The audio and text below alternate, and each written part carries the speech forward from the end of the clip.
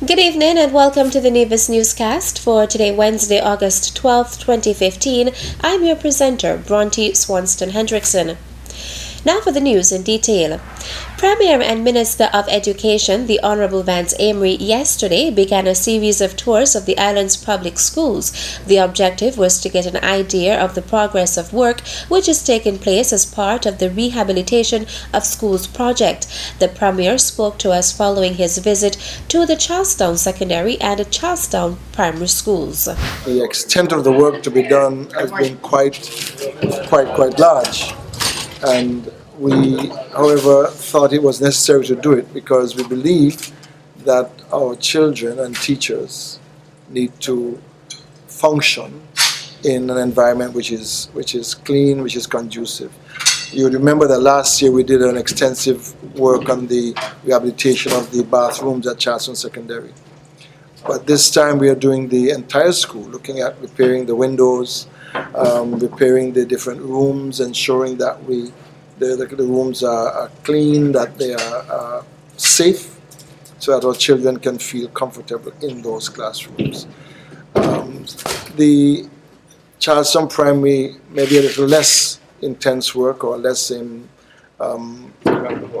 broad work to be done, but no less important, because we believe that all of the children from the preschool right through to the high schools should be able to attend school in an environment which is clean and which is attractive. According to Premier Amory, the project, which will see renovations to all the schools, is a major undertaking which commenced at the closure of the schools in early July. So we've hired in a contractor for each school, each project, and I think that way we can get it done, spread it over more people, and that way we can ensure that the work is done. And we expect that the work, all of the repair work, will be done by the end of this month, so that by the 1st of September we'll be ready to have the teachers come back to do the final cleaning and arrangement of the classrooms, and then we can have the children back on the first day of school, which is the 7th of September, if I'm not mistaken, ready in their newly renovated schools. I think it's important, and I think the children, teachers, and the parents are going to be quite happy with what is done at the end of it. Tours of other schools are slated for later this week and next week. The Premier says he expects that the students will protect and preserve the work which is being done. Let us assume that we get the same amount of damage next year, and we have to replace what is damaged. It means that that's money which could then have to be used again to repair, which we could have used in something else. And I really wish that parents would speak to their children very seriously about protecting the school, making sure they do not vandalize the buildings or the furniture, so that we do not have year after year to be spending thousands and thousands of dollars to repair the schools. At the end of, when I speak to you, at the end of the project, maybe the week before the projects are completed, I'll be able to tell you exactly how much money we shall have spent to get the schools into conditions which are conducive to learning for our children.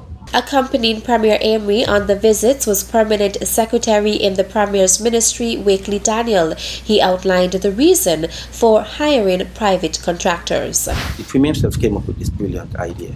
He said to me, Mr. Daniel, instead of using public works, because you do recognize, Mr. Daniel, that each year we have this perennial complaint that, well, public works is working for Culturama and getting back to school. It became difficult in repairing all of the schools on the island. He said to me, get private contractors to work on the schools, and this should expedite matter. And this is why we are at this juncture. Last year, if you can recall, we got Flamingo.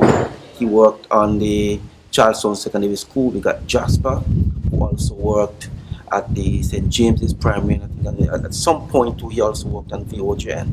And we had worked on other schools, but this year we are doing it in a major fashion. Daniel says he is pleased with the rehabilitation and spoke about how the project has facilitated employment creation. It's bearing fruit. We are happy with progress, and I am certain that we will be ready for September the 1st. A part of this initiative too is the fact that it creates employment, a lot of employment. If you go from school to school, you realize that there are a lot of young persons who are working along with the contractors. This is all part of the grand design, to find employment for them, keep them active, keep them working, and it all bodes well, not only for them, but for the country. Permanent Secretary in the Premier's Ministry, Wakely Daniel. The Honourable Alexis Jeffers is pleased with the road development in his constituency, particularly the Butlers and Eden Brown area.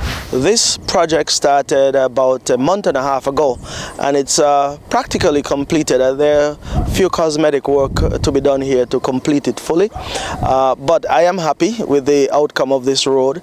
The persons or the residents in this area have been asking for this piece of road to be done for some time, and wherever the resources was found, we definitely had to do it. I want to thank the persons who are behind the construction of this road, that is Myron Jeffers and his team. They have done a wonderful job on this road. I have said in the past that I love asphalt road. I even love concrete road because it's done much faster and it is a durable surface when it's all said and done. So that is why we chose to do concrete in this area. There was another section of road on the mountain side of the main road that was recently completed and links Eden Brown and Upper Butlers. Minister Jeffers feels that this road helps to expand the community and housing opportunities for persons living in that particular area. This road connects Mannings to Eden Brown, or we can say Butlers to Eden Brown, and it is a wonderful piece of road, or wonderful surface of road. It is about 2,200 feet of road, and it's all concrete. This road was constructed to open up this area for future development. As a matter of fact, we've had some persons who have come in since we have built this road to purchase land in this area. We know that Butlers on a whole is completely built out, so Eden Brown is the next frontier, so to speak. So we're selling on the seaside of the road. On the mountain side, there are some acreage of lands to be sold, but we're hoping to sell it for future development, maybe a mini hotel or villas, condominiums, or anything along those lines.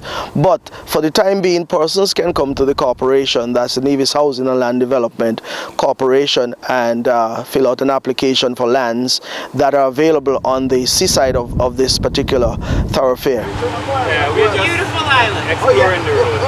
Well, I said Nevis is the closest thing to paradise. So I'm coming back. You're coming back, okay, well, you're welcome to come back. Thank you. The roads in the Butlers area were done by private contractors through the Nevis Housing and Land Development Corporation. There were two other roads in the Newcastle and Nisbet settlement area, one which runs parallel on the north to the road on which the VOJN Primary School is situated. The other road is on the southern section of Nisbet settlement in an area commonly called Beverly Hills. Minister Jeffers notes that the road construction work in the Nisbet settlement area is being undertaken by the Public Works Department.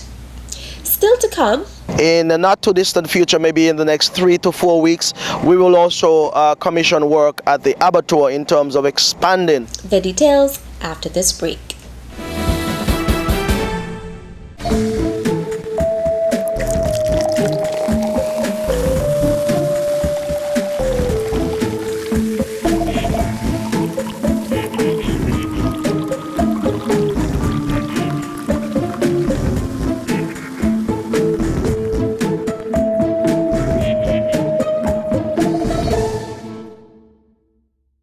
Safe sex is the best sex. No glove, no love. Protect your pleasure.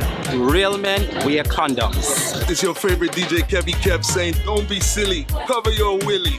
Boom. This message was brought to you by the Nevis HIV/AIDS Coordinating Unit in collaboration with NTB/AIDS. Welcome back. Work will commence shortly on the Department of Agriculture's abattoir in an effort to expand the facility. That is according to the Minister of Agriculture, the Honorable Alexis Jeffers. The announcement was made yesterday, Tuesday, August 11th, as the minister toured the Department of Agriculture's facilities at Prospect. In the not too distant future, maybe in the next 3 to 4 weeks, we will also commission work at the abattoir in terms of expanding the abattoir to include a processing area and also storage, extra storage as well. We know that the abattoir continue to grow in leaps and bounds, and the persons who work there, including the manager of that institution or that facility, Gary Griffin, he has been asking for more space, so that would be commissioned over the next 3 to 4 weeks. The Agriculture Minister also visited the construction site of the new veterinary clinic. He says the groundbreaking ceremony was held earlier this year and work has officially begun on the foundation stage of the project. I believe this is a step in the right direction in terms of ensuring that we are providing proper care for our animals here on the island of Nevis. Minister Jeffers advises that the Nevis Island administration has been able to minimize the cost of construction of the new clinic. Even though we have had an estimated cost of somewhere about $775,000, I believe we can bring it in on the budget. We're using a lot of the material that we're using here produced by the government itself. You would have stones that are produced by the government quarry. This base material is from the government quarry. We also have procured various pieces of equipment that we're using here on this project. Contractor of the new veterinary clinic, Euclid Williams, explained that construction began 4 weeks ago and will be completed in 7 to 8 months. We have an upstairs. About 2/3 of the building is an upstairs. And we have in the surgery room, the waiting room, I have in the office upstairs, and so forth. And I think at the end of the day, it will be very good. This bit, the one there we have there, outgrow the demands.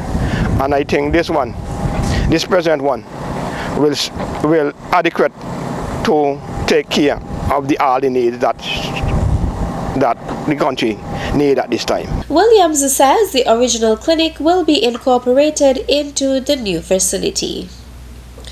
The U.S. Agency for International Development, USAID, and the Office of U.S. Foreign Disaster Assistance, OFDA, in collaboration with the Nevis Disaster Management Department, today, August 12th, commenced a workshop for emergency shelter managers. The opening ceremony was held this morning at the Jessup's Community Center. Delivering the opening remarks was Communications Officer at the NDMT, Jack Ngumbah. I believe in this workshop, maybe answers will come or better ways to cater for such. Another key point has to do with relationship with stakeholders. Believe it or not, you can't do the work alone. You need diverse departments, Department of Health, Department of Public Works, depending on the needs. The worst thing to ever do is to build a rapport when the disaster happens. So what you have to do before any disaster, create that relationship. So strong to a point where when you sneeze, they know the meaning of your sneeze. Outlining the overview of the workshop was OFDA facilitator Livingston Pemberton. Your being here is very critical because in the event that your community is exposed to a hazard and that hazard brings about a disaster, you are going to find persons coming to the shelter and you are going to be the ones responsible for managing the shelter. I want to let you know that we are going to have a wonderful time over the next 2 days. And again, I emphasize it is interactive. We are not here to lecture, but we're here to share information. Okay? You have experiences that we do not have, and we also have experiences that we will be willing to share with you. The workshop is expected to conclude tomorrow, Thursday, August 13th. Minister of Foreign Affairs and Deputy Premier of Nevis, the Honorable Mark Brantley, recently took the opportunity to thank the President of Venezuela for his country's multi-million-dollar donation to the former sugar workers of the Federation. Minister Brantley expressed the country's gratitude to Venezuela's president while on a recent visit to the South American country. In a social media statement, Minister Brantley expresses his honor in meeting the Venezuelan leader and announces the president's commitment to further assist the Federation. The Foreign Affairs Minister says he had the honor to travel to Venezuela for the first time and was privileged to meet with the president of that great country, Nicolas Maduro. He says he thanked him and the people of Venezuela for their ongoing assistance to and cooperation with the people of St. Kitts and Nevis through Petra Caribe and Alba. The Venezuelan government has pledged $3 million to assist in bringing solar power to all schools and some households in St. Kitts and Nevis. This follows on its donation of $16 million EC for unpaid sugar workers. Thank you, Venezuela, Minister Brantley says. That's it for tonight's edition of the Nevis Newscast. Thank you for viewing. I am Bronte Swanston Hendrickson. Good night.